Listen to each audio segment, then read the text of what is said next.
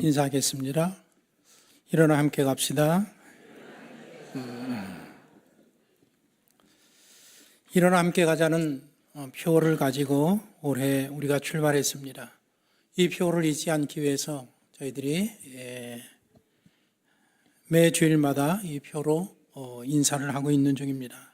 그러면 일어나서 함께 가는 신앙 공동체가 되려면 우리는 어떤 모습으로 어떤 삶을 살아야 되는가, 이 부분에 대해서 저희들이 우리는 환대하는 신앙 공동체가 되어야 된다라는 주제로 지금 말씀을 함께 상고하고 있는 중입니다. 오늘은 세 번째 시간으로 선한 사마리아 사람 비유를 통해서 이 환대의 문제를 함께 살펴보고자 합니다. 오늘 이 비유의 말씀은 예수님께서 십자가에 달리기 6개월 전에 한 율법 교사에게 하신 말씀의 내용입니다.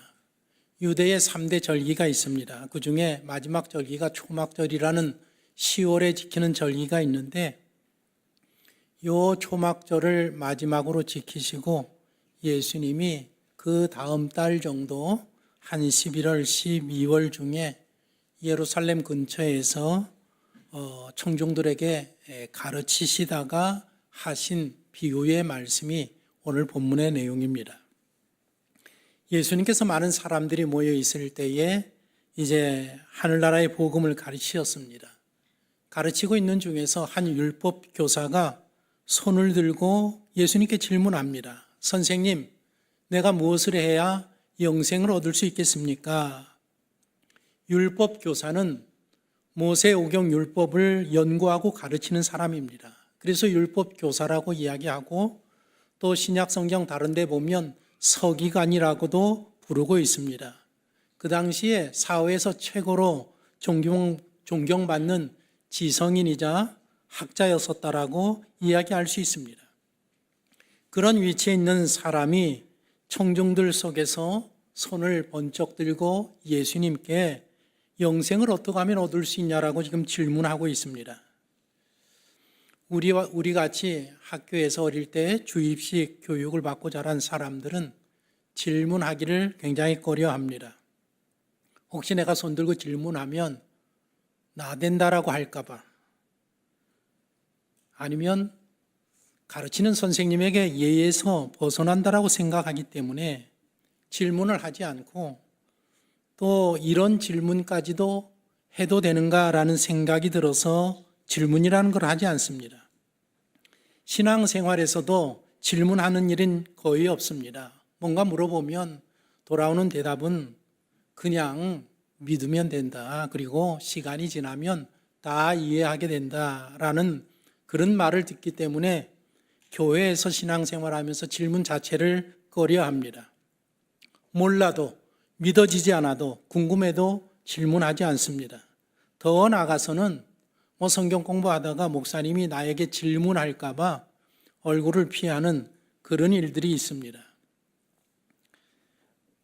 문제는 무엇인가 하면 우리가 질문하지 않기 때문에 우물안 개구리처럼 자기 생각과 자기 믿음에 고착되어서 아주 그냥 편협한 신앙인, 고집센 신앙인, 이상한 신앙인으로 되어져 가고 있다는 것입니다. 이제 시대가 변했습니다. 신앙적인 질문을 하면 모든 사역자들, 목회자들이 답을 주는 그런 시대가 되었습니다. 궁금한 게 있으면 이 율법 교사처럼 질문을 할 수 있어야 되고 해야 합니다. 그런데 어떻게 해야 영생할 수 있느냐? 이 율법 교사의 질문은 저희가 굉장히 불손한 그런 질문이었었습니다. 예수님께서 이 질문을 받고 율법 교사에게 너는 어떻게 생각하느냐라고 물었을 때에 즉각 대답합니다. 하나님을 사랑하고 이웃을 사랑해야 합니다. 질문의 대답을 그 누구보다도 이 율법 교사가 잘 알고 있으면서도 지금 예수님에게 어떻게 하면 영생을 받을 수 있냐고 묻고 있습니다. 이 율법 교사는 많은 청중들 앞에서 예수님께서 답하실 때에 율법에서 벗어난 답을 할 경우에 그것을 문제 삼아서 당국에 고발하기 위해서 지금 그런 안 좋은 저희로 예수님에게 영생에 관해서 질문을 하고 있습니다. 예수님은 이미 질문의 의도를 알고 계십니다. 그래서 율법 교사에게 대받아 질문합니다. 내가 지금 가르치고 있는 모세오경 율법에서는 어떻게 해야 영생을 받는다라고 기록되었느냐? 복음서의 기록을 보면 예수님께서 가르치실 때에 한 180번 이상 질문한 것으로 나오고 있습니다. 예수님도 질문을 통해서 지금 이 율법 교사를 가르치시려고 하고 있습니다. 이 질문을 통해서 가르치시는 교수법은 동서양을 통해서 다 그런 일들을 그렇게 가르쳤습니다. 우리가 잘 아는 소크라테스 그리스의 철학자도 그 젊은이들을 보면 늘 질문을 했습니다. 질문하면 답변하면 답변에 대한 또 질문을 해서 결국에 그 사실이 무엇인지 올바른 정의를 내릴 수 있도록 질문을 통해서 교육을 했습니다.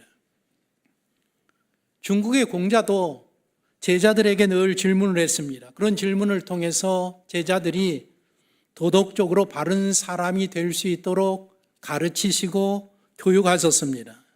예수님도 여러 번 많이 질문을 하셨습니다. 그러면서 예수님은 질문을 통해서 그 사람이 보지 못하는 것을 보게 하고 감추어진 것을 드러내게 하시기 위해서 질문을 하고 있습니다.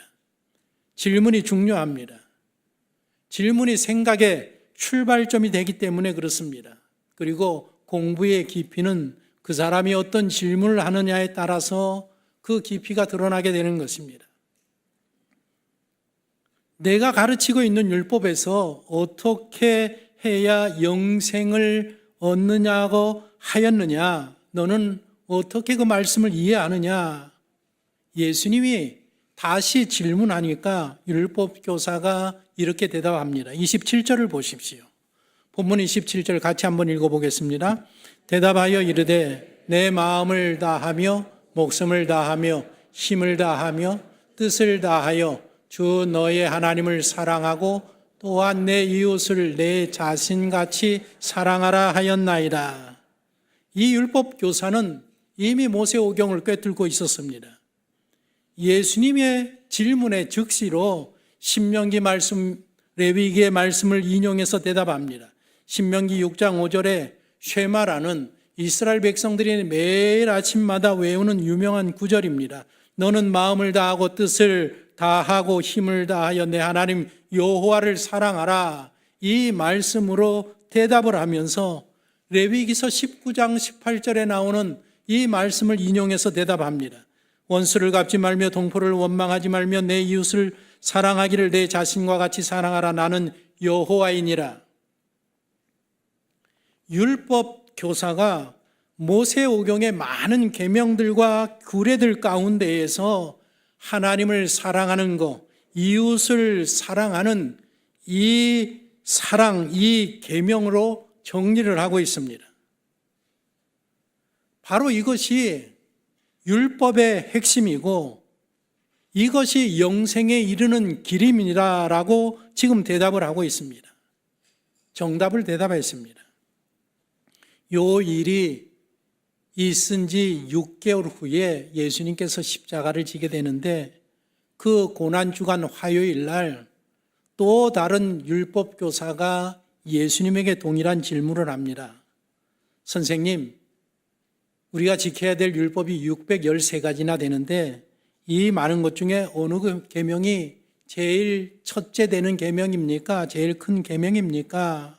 라고 물었을 때에 예수님의 답도 마찬가지였습니다.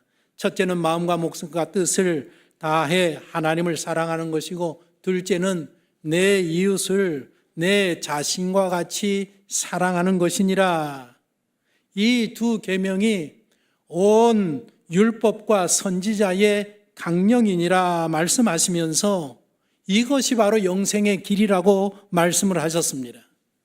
성경이 말하는 영생의 길이 바로 이것입니다. 마음과 목숨과 뜻을 다해서 내 전 인격을 다해서 진심으로 하나님을 사랑하고 이웃을 내 자신과 같이 사랑하면 영생을 얻는다라는 것이 율법의 가르침입니다. 그러나 이 율법을 지킬 만한 사람은 아무도 없습니다. 정답을 들은 예수님께서 내 대답이 옳다 그러니 내가 깨달은 대로 가서 행하라. 그러면 영생을 얻으리라. 지금 이 율법 교사와 예수님과 주고받는 이 대화를 수많은 청중들이 숨을 죽이고 듣고 있다라는 것입니다. 율법 교사가 물러나지 않습니다. 또다시 질문합니다. 선생님, 그러면 내 이웃이 누구입니까? 내 이웃이 누구입니까? 여기 이웃이라는 히브리어는 레이아라는 히브리어입니다.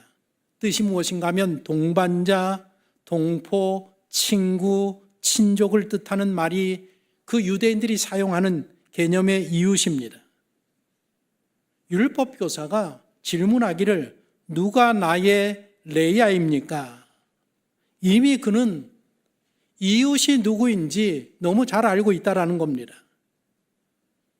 내 이웃이 누구냐라고 묻는 것은 나는 이미 내 이웃을 온전히 사랑하고 그 계명을 철저히 지키는 자입니다라고 많은 사람들 앞에 예수님 앞에 자기를 드러내기 위해서 하는 질문이라 말입니다.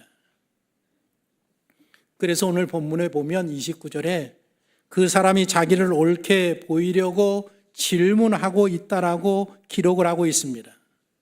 첫 번째 질문도 두 번째 질문도 몰라서 묻는 게 아닙니다. 배우려고 묻는 게 아닙니다. 이 사람이 정말 예수님에게 배우자 했다고 하면 내 이웃이 누구입니까? 라고 묻는 게 아니라 이웃의 정의가 무엇입니까? 라고 물어야 맞는 질문입니다. 그러나 그렇게 묻지 않습니다. 이에 대해서 예수님께서 우리가 너무나도 잘 아는 선한 사마리아 사람 이야기를 그 율법 교사에게 들려주시면서 중요한 것은 또다시 예수님께서 그에게 질문하고 있다는 것입니다. 한 남자가 예루살렘에서 여리고로 가던 중에 노상 강도의 습격을 받았다. 벗겨진 채로 피를 철철 흘리면서 반죽음 상태로 길가에 쓰러져 있었다. 지나가던 제사장과 레위인 모두 남자를 보고 걸음을 멈추지도 돕지도 않고 지나친다.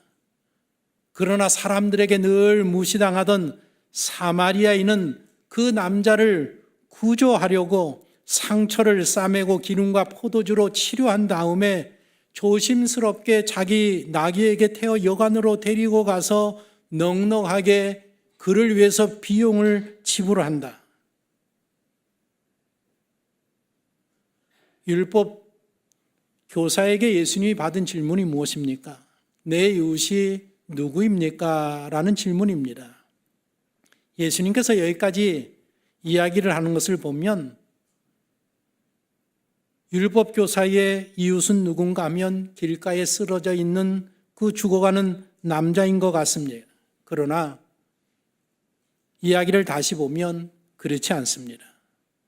예수님은 답변하는 도중에 율법 교사에게 질문하는데 36절에 이렇게 질문합니다. 내 생각에는 이 세 사람 중에 누가 강도 만난 자의 이웃이 되겠느냐? 예수님의 질문을 보십시오.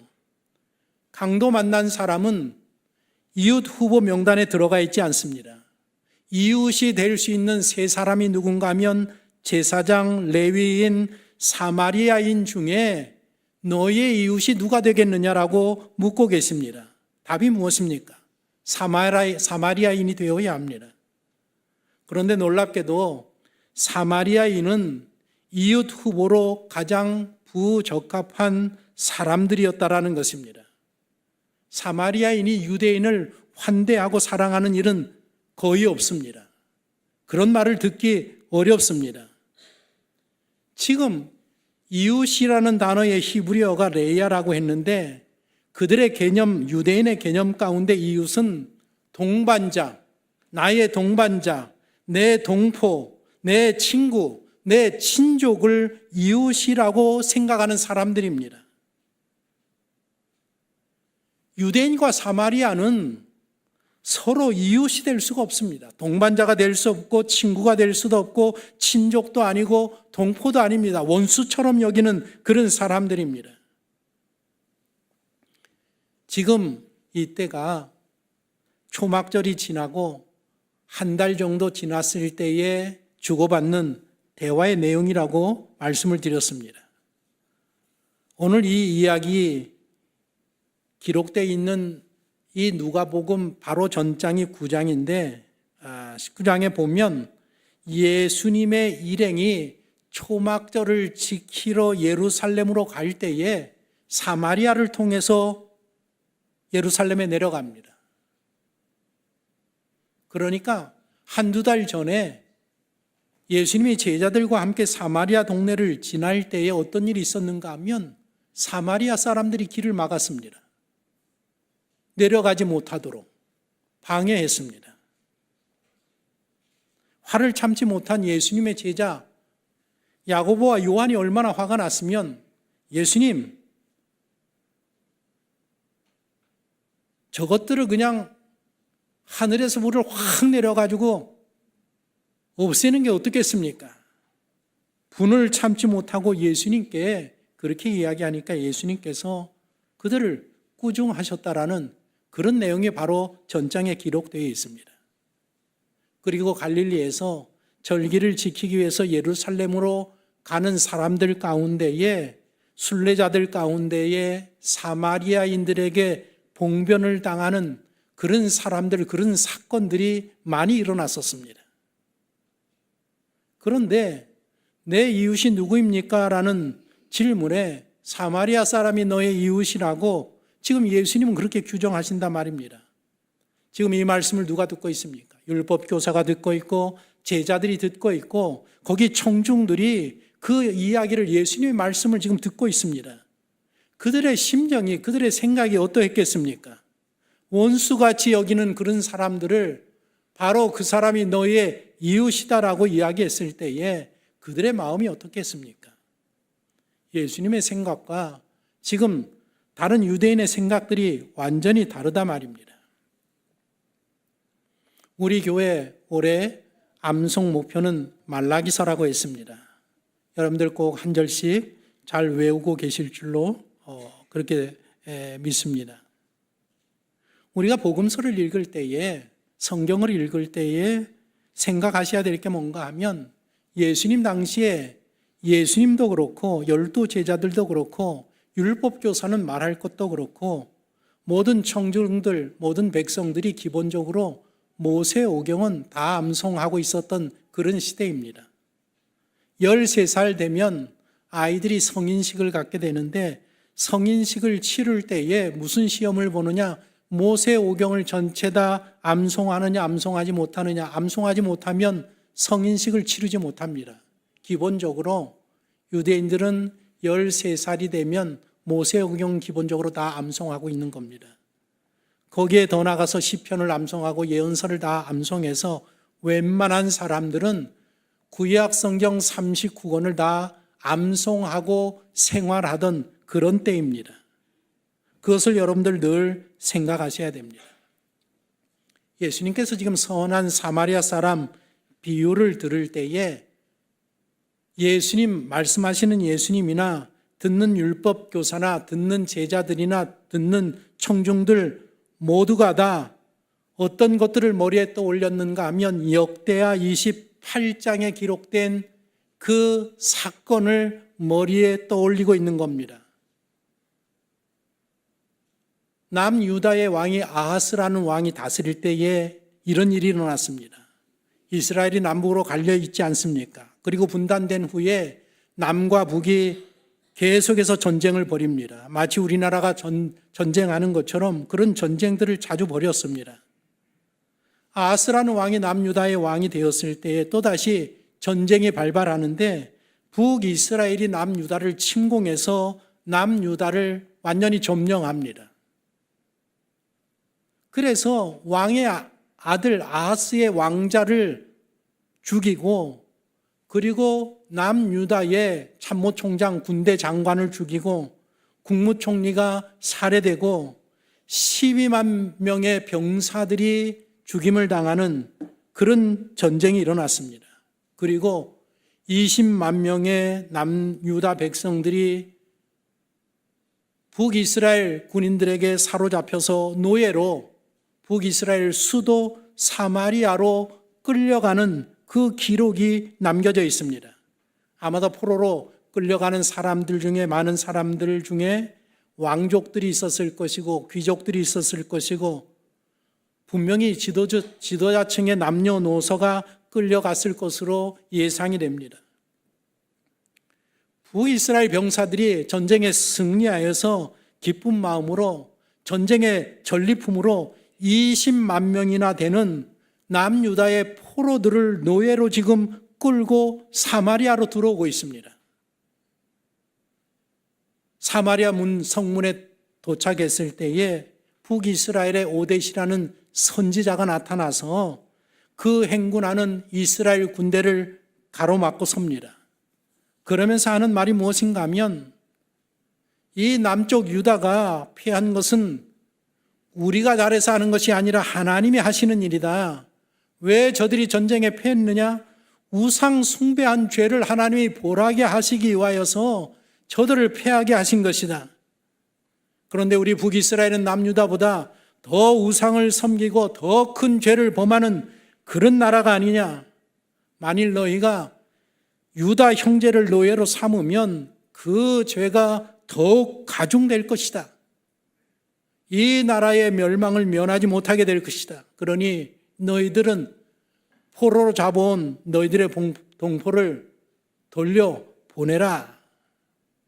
노도와 같이 선지자가 책망하는 이 책망에 이스라엘 이 군인들과 군 지도부가 마음의 깨달음을 얻습니다. 그리고 믿기 어려운 행동을 합니다.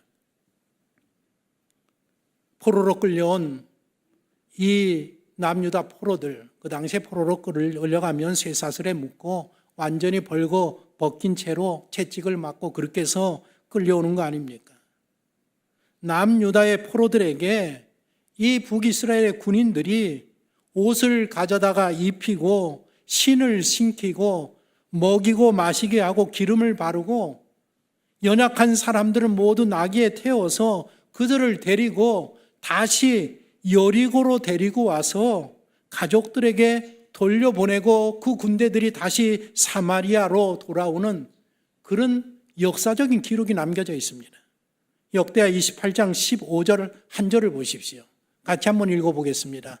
이 위에 이름이 기록된 자들이 일어나서 포로를 맞고 노략하여 온 것 중에서 옷을 가져다가 벗은 자들에게 입히며 신을 신기며 먹이고 마시게 하며 기름을 바르고, 그 약한 자들은 태워 종려나무성 여리고에 이르러 그의 형제에게 돌려준 후에 사마리아로 돌아갔더라. 예수님께서 지금 선한 사마리아 사람의 비유를 드실 때에 아마 이것은 분명히 있었던 일일 것입니다.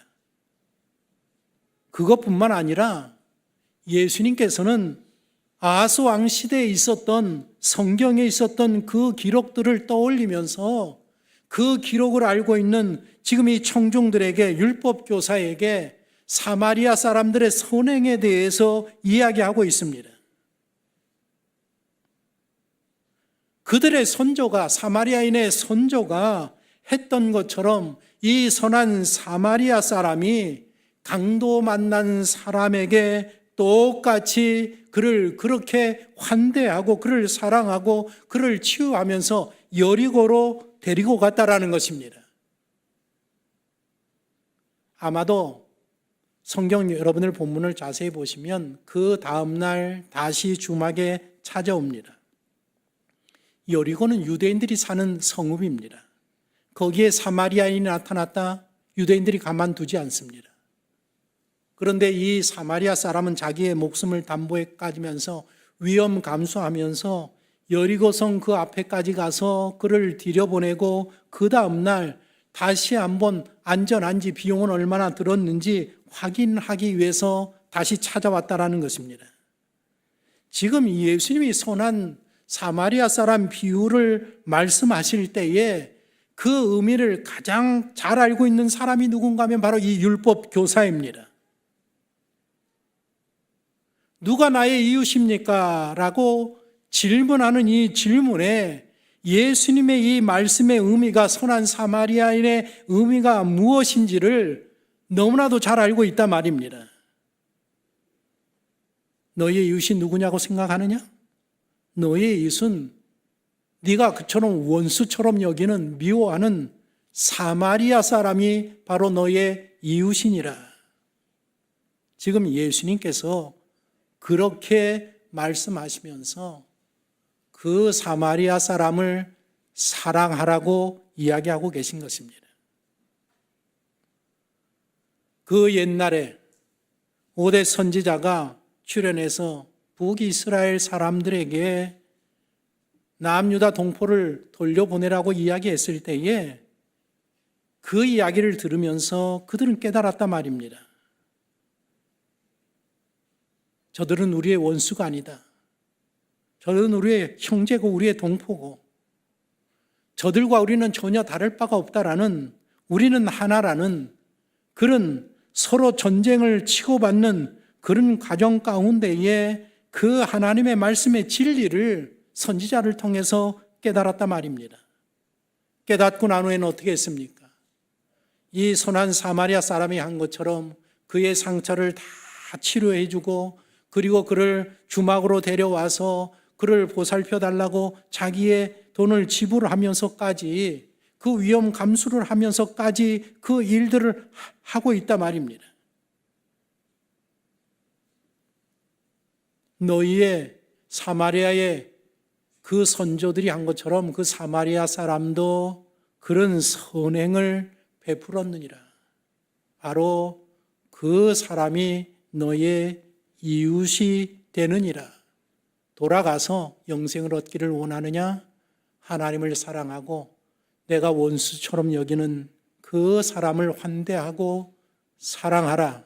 그리하면 영생을 얻으리라. 이 말씀을 하고 계시는 것입니다. 오늘 이 본문의 말씀은 우리 기독교 신앙의 중요한 위치를 차지하고 있습니다. 왜냐하면 예수님의 입을 통해서 영생을 얻는 길이 이웃 사랑에 있다라고 분명하게 제시되기 때문에 그렇습니다. 물론 우리 모든 사람들은 믿음으로 구원함을 받습니다. 그런데 구원함을 받은 사람에게는 반드시 이웃을 환대하고 사랑하는 모습으로 그 구원의 믿음이, 신앙이 나타나게 되어 있습니다. 구원받은 사람들에게는 이웃을 환대하고 돌보고 돕는 행함이 따르게 되어 있습니다. 예수님은 이 비유를 통해서 우리에게 이웃사랑, 이웃을 환대하는 것은 경계를 뛰어넘는 그런 놀라운 사랑이라는 것을 우리에게 가르치고 있습니다. 우리의 이웃이 누구입니까? 당신의 이웃이 누구입니까? 우리가 사랑하고 환대해야 될 사람이 누구입니까? 당신이 사랑하고 환대해야 할 사람이 누구입니까? 예수님이 말씀하시기를 내가 원수처럼 여기는 그 사람이 너의 이웃이고 내가 환대해야 될 사람이다. 내가 사람같이 여기지 아니하고 취급하는 바로 그 사람이 너의 이웃이고 내가 환대해야 될 사람이라고 예수님께서는 우리들에게 지금 말씀하고 계시는 것입니다. 제가 오늘 제목을 Love wins all이라고, 사랑은 모든 것을 이긴다라고 그렇게 정했습니다. 그렇습니다. 사랑은 모든 것을 다 이길 수 있는 것이 바로 사랑입니다. 올해 우리 청파중앙교회 성도들 일어나 함께 가자라는 표를 가지고 일어난 우리 청파중앙교 신앙 공동체는 2026년 올 한 해 사랑으로 모든 것을 이기는 승리하는 한 해가 되어야 될 줄로 믿습니다. 그러기 위해서는 어디까지 그 사랑이 가야 되느냐? 내가 원수처럼 여기는 그 사람, 내가 사람같이 보지 않는 그 사람까지도 내가 사랑하고 우리의 가정의 문을 활짝 열고 환대하겠다라는 그런 마음과 결심뿐만 아니라 그렇게 되기 위하여 노력을, 수고를 아끼지 아니하는 그 삶에 이를 때에 하나님의 놀라운 사랑과 은혜와 우리가 표로 외치는 일어나 함께 가자라는 이 표가 달성될 줄로 믿습니다.